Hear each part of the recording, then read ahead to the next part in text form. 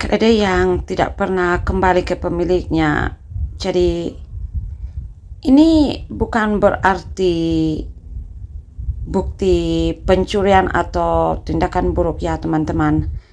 Ini hanya asumsi orang ini saja tanpa ada bukti. Dan juga itu ada isinya, bukan merampas keledai itu ya teman-teman. Bisa tidak Anda membuktikan ke saya bukti historisnya atau ayat yang mengatakan pemilik keledai itu menuntut kembali atau marah atau kehilangan. Jadi kalau Anda tidak bisa membuktikan, artinya ini hanya asumsi Anda, bukan fakta teks ya. Jadi klaim itu saya pikir harus pakai bukti teks, jangan imajinasi. Jadi arah logikanya orang ini seperti ini ya teman-teman.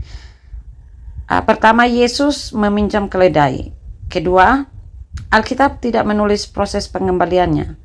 Ketiga, dia membuat konklusi sendiri, berarti tidak bisa dikembalikan.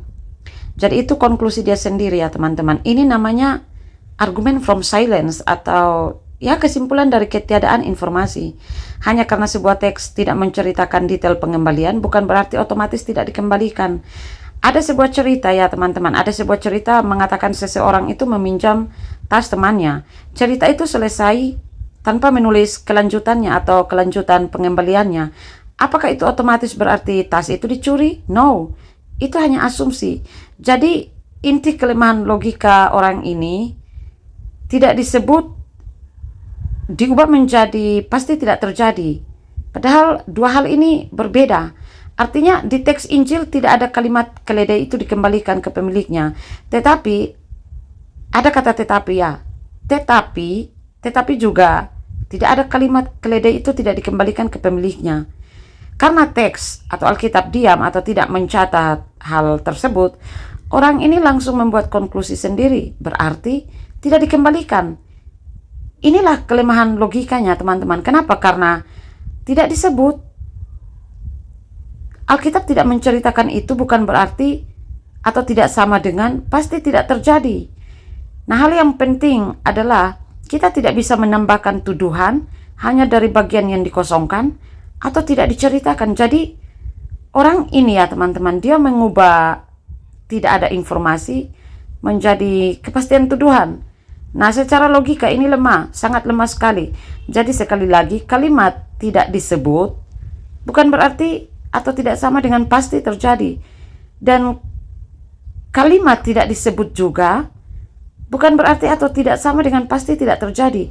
Kalau teks tidak membahas sesuatu, kita tidak boleh atau tidak bisa langsung memastikan salah satu kesimpulan pasti terjadi, pasti dikembalikan, pasti tidak terjadi, pasti tidak dikembalikan.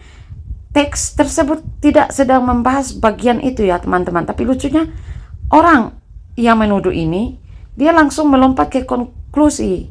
Karena tidak ditulis proses pengembalian, berarti tidak dikembalikan.